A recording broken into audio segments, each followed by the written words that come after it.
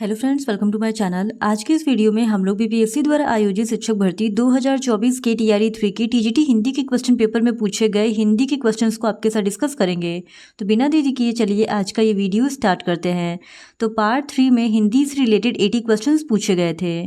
तो question number 71 से लेकर 75 तक के लिए हमारे पास एक गद्यांश दिया गया है और इस अपठित गद्यांश को पढ़कर प्रश्नों के सही उत्तर चुनने थे। तो क्वेश्चन नंबर 71 है, मनुष्य विधाता की सृष्टि का सर्वाधिक चिंतनशील प्राणी है में किसकी चर्चा की गई है। तो इस क्वेश्चन का सही जवाब है ऑप्शन ए, मनुष्य की। फिर क्वेश्चन नंबर 2, प्रकृति परिवेश किसके लिए मुस्कुराता है। तो जब हम लोग इस गद्यांश को पढ़ेंगे तो हम लोग पाएंगे कि प्रकृति परिवेश मनुष्य के लिए मुस्कुराता है, यानी ऑप्शन सी इस सवाल का सही जवाब है। फिर क्वेश्चन नंबर 73, जागरण गीत कौन गा रहा है। तो प्रस्तुत गद्यांश में जागरण गीत किरणें गा रही हैं, यानी ऑप्शन बी इस सवाल का सही जवाब है। फिर क्वेश्चन नंबर 74, वाटिका के पुष्प किसका पथ सुरभित करते हैं। तो इस क्वेश्चन का सही जवाब है ऑप्शन सी, मनुष्य का। फिर क्वेश्चन नंबर 75, वैश्वीकरण में मार्ग प्रशस्त होने का क्या अर्थ है। तो इस क्वेश्चन का सही जवाब है ऑप्शन ए, मार्ग सुलभ होना। फिर क्वेश्चन नंबर 76 से लेकर 78 तक के लिए हमारे पास एक और अपठित गद्यांश दिया गया है और इसको पढ़कर भी प्रश्नों के सही उत्तर देने थे। तो जब हम इस गद्यांश को पढ़ेंगे तो हम लोग पाएंगे कि इसी गद्यांश से सारे क्वेश्चन पूछे गए थे। तो क्वेश्चन नंबर 76 है, इसमें किसकी चर्चा की गई है, यानी प्रस्तुत गद्यांश में किसकी चर्चा की गई है। तो इस क्वेश्चन का सही जवाब हो जाएगा ऑप्शन डी, उपयुक्त में से एक से अधिक की, क्योंकि प्रस्तुत गद्यांश में प्रसन्नता की और सफलता इन दोनों की ही चर्चा की गई है। फिर क्वेश्चन नंबर 77, गतिशील रहने की ऊर्जा कब मिलती है। तो इस क्वेश्चन का सही जवाब है ऑप्शन ए, सहजानुभूति में। फिर क्वेश्चन नंबर 78, बच्चे को हंसने की इच्छा कब होती है। तो इस क्वेश्चन का सही जवाब है ऑप्शन ए, माँ की मुस्कान देखकर। फिर क्वेश्चन नंबर 79, पिता की उंगली पकड़कर किसे भागने की इच्छा होती है।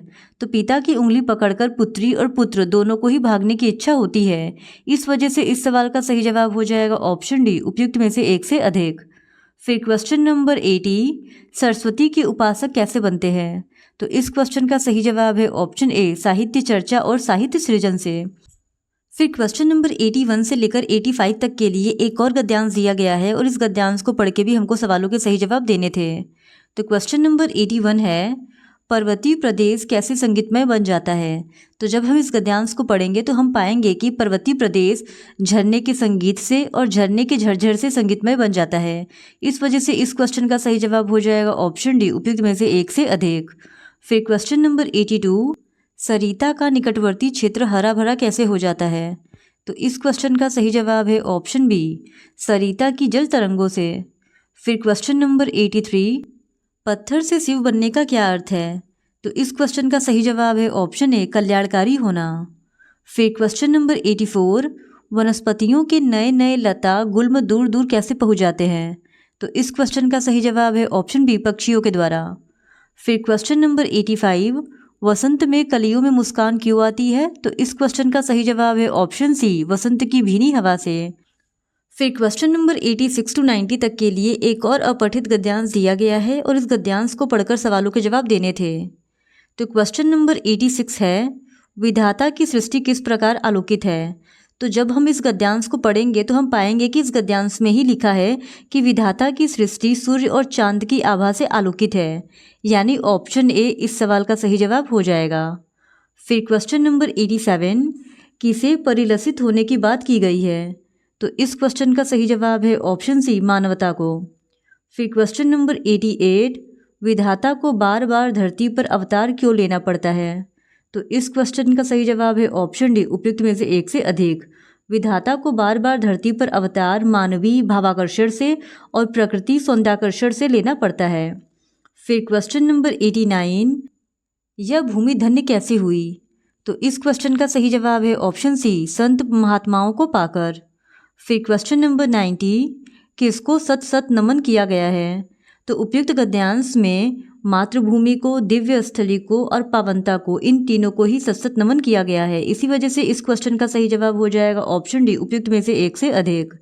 फिर क्वेश्चन नंबर 91 टू 95 तक के लिए एक और गद्यांश दिया गया है और जब हम इस गद्यांश को पढ़ेंगे तो दिए गए सवालों के जवाब दे पाएंगे। तो क्वेश्चन नंबर 91 है, गुरु का मोमबत्ती की तरह जलना गलना का क्या अर्थ है? तो इस क्वेश्चन का सही जवाब है ऑप्शन डी, उपयुक्त में से एक से अधिक। गुरु का मोमबत्ती की तरह जलना गलना का अर्थ सद्कार्य करना और जीवन खपाना दोनों ही होता है। फिर क्वेश्चन नंबर 92, सानिध्य पाना का क्या भाव है? तो इस क्वेश्चन का सही जवाब है ऑप्शन ए, छत्र छाया। फिर क्वेश्चन नंबर 93, आत्मविश्वास का आलोक क्या है? तो इस क्वेश्चन का सही जवाब है ऑप्शन सी, कर्म पथ पर चलने का सुदृढ़ निश्चय। फिर क्वेश्चन नंबर 94, लक्ष्य प्राप्ति का आधार क्या बताया गया है? तो उपयुक्त गद्यांश में लक्ष्य प्राप्ति का आधार आत्मचिंतन और आत्मविश्वास को बताया गया है। फिर क्वेश्चन नंबर 95, मस्तक के पसीने को साफ करने के लिए ध्वज लहराना का क्या भाव है? तो इस क्वेश्चन का सही जवाब है ऑप्शन बी, सफलता का निश्चयन। फिर क्वेश्चन नंबर 96, स्वर संधि का चयन कीजिए। तो यहाँ पे ऑप्शन बी, परोपकार स्वर संधि है। फिर क्वेश्चन नंबर 97, विसर्ग संधि शब्द का चयन कीजिए। तो इस क्वेश्चन का सही जवाब हो जाएगा ऑप्शन सी, नमस्ते। फिर क्वेश्चन नंबर 98, दयानंद का संधि विच्छेद है। तो दयानंद का संधि विच्छेद दया प्लस आनंद है, यानी ऑप्शन ए इस सवाल का सही जवाब है। फिर क्वेश्चन नंबर 99, हिंदी में समास के कितने भेद हैं? तो हिंदी में समास के मुख्यतः 6 भेद होते हैं। फिर क्वेश्चन नंबर 100, कर्मधारय समास शब्द का चयन करें। तो इस क्वेश्चन का सही जवाब है ऑप्शन डी, उपयुक्त में से एक से अधिक।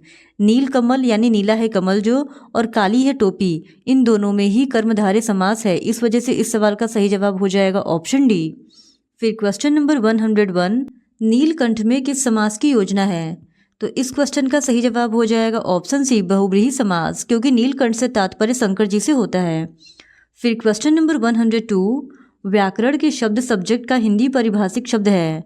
तो इस क्वेश्चन का सही जवाब है ऑप्शन सी, विषय। फिर क्वेश्चन नंबर 103, व्याकरण के शब्द वर्ब का हिंदी परिभाषिक शब्द है। तो इस क्वेश्चन का सही जवाब है ऑप्शन बी, क्रिया। फिर क्वेश्चन नंबर 104, शुद्ध परिभाषिक हिंदी शब्द का चयन कीजिए। तो इस क्वेश्चन का सही जवाब है ऑप्शन ए, जलवायु। फिर क्वेश्चन नंबर 105, वह आज धीरे धीरे चल रहा है, वाक्य में धीरे धीरे व्याकरण के अनुसार क्या है? तो इस क्वेश्चन का सही जवाब हो जाएगा ऑप्शन बी, क्रिया विशेषण। फिर क्वेश्चन नंबर 106, पेड़ पर पक्षी चहचहा रहे हैं, वाक्य में पर किस कारक का चिन्ह प्रयुक्त है? तो इस क्वेश्चन का सही जवाब हो जाएगा ऑप्शन ए, अधिकरण कारक। फिर क्वेश्चन नंबर 107, कमर कसना मुहावरे का अर्थ है। तो कमर कसना मुहावरे का अर्थ है तैयार होना, यानी ऑप्शन बी इस सवाल का सही जवाब है। फिर क्वेश्चन नंबर 108, किस्मत खुलना मुहावरे का अर्थ है। तो किस्मत खुलने मुहावरे का अर्थ भाग्योदय होना और भाग्य का चमकना, ये दोनों ही होगा, इसलिए इस सवाल का सही जवाब है ऑप्शन डी, उपयुक्त में से एक से अधिक। फिर क्वेश्चन नंबर 109, मुंह में राम बगल में छुरी लोकोक्ति का अर्थ है। तो इस क्वेश्चन का सही जवाब है ऑप्शन सी, ऊपर से मित्रता अंदर से शत्रुता। फिर क्वेश्चन नंबर 110, शुद्ध वाक्य का चयन कीजिए।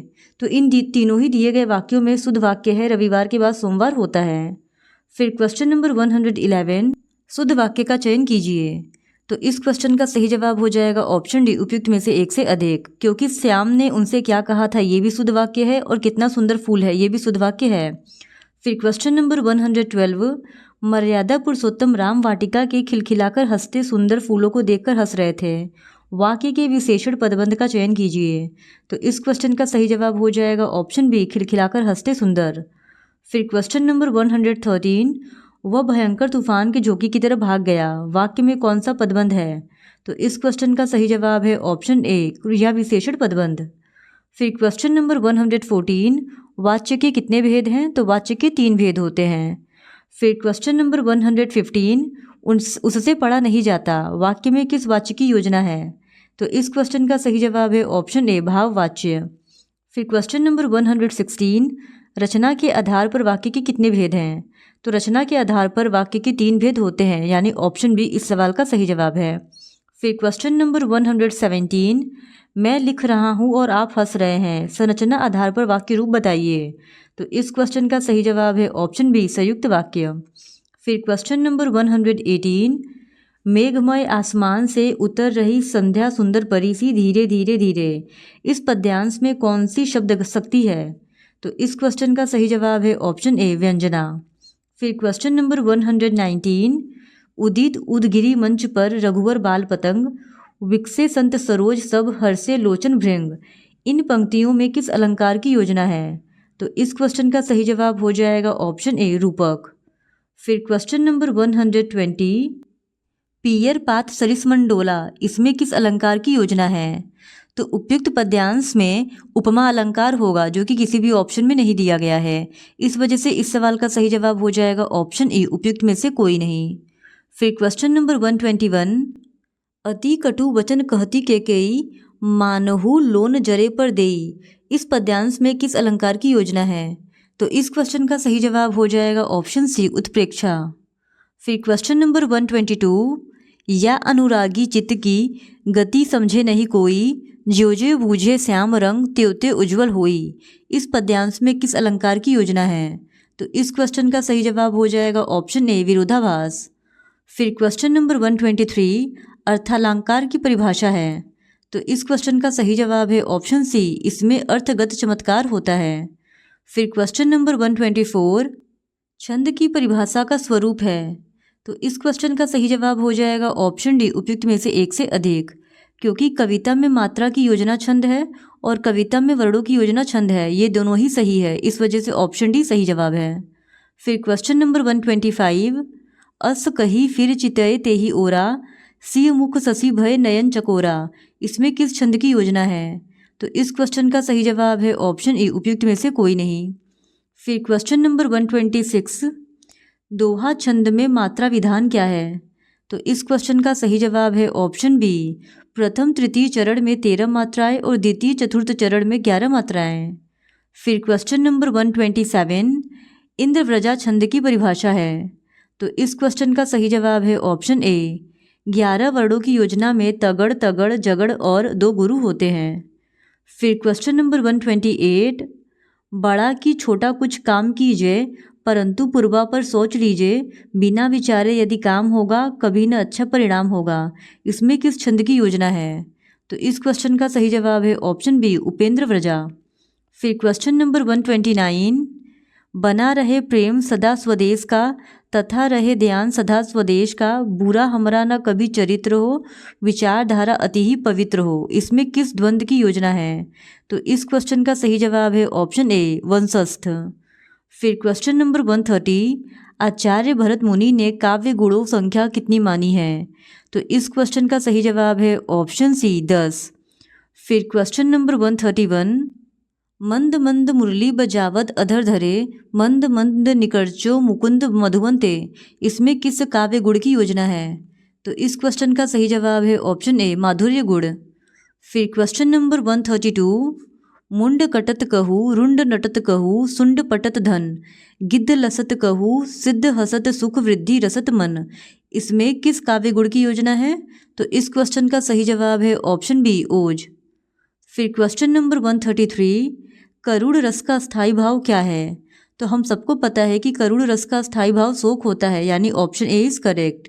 फिर क्वेश्चन नंबर 134, मया कबही बढ़ेगी चोटी, कितनी बार मोही दूध पियत भई, यह अजहू है छोटी, तू जो कहती बल्कि बेनी, ज्यो हवे है लंबी मोटी, काड़त गुहत नहावत पोछत नागिन सी मूड़ी लोटी, इसमें किस रस की अभिव्यक्ति होती है? तो इस क्वेश्चन का सही जवाब है ऑप्शन बी, वात्सल्य रस की।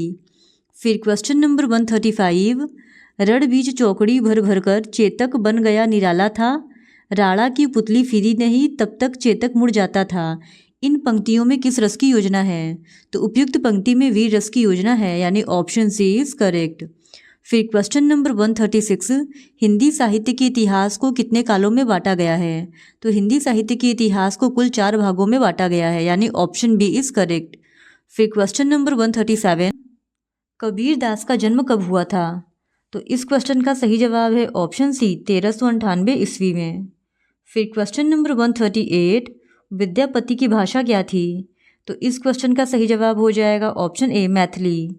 फिर क्वेश्चन नंबर 139, मया मैं नहीं माखन खायो, ख्याल परे पे सखा सबे मिली, मेरे मुख लपटायो, किसकी पंक्तियां हैं? तो इस क्वेश्चन का सही जवाब है ऑप्शन ए, सूरदास की। फिर क्वेश्चन नंबर 140, तुलसीदास श्री रामचरितमानस में कितने कांड हैं? तो इस क्वेश्चन का सही जवाब है ऑप्शन बी 7। फिर क्वेश्चन नंबर 141 रीति काल के कवि नहीं है, तो इस क्वेश्चन का सही जवाब हो जाएगा ऑप्शन बी जायसी। फिर क्वेश्चन नंबर 142 आधुनिक काल का प्रारंभ किस सन से माना जाता है? तो इस क्वेश्चन का सही जवाब है ऑप्शन सी 1850 ईस्वी से। फिर क्वेश्चन नंबर 143 द्विवेदी युग का नामकरण किसके नाम पर हुआ है? तो इस क्वेश्चन का सही जवाब है ऑप्शन बी आचार्य महावीर प्रसाद द्विवेदी।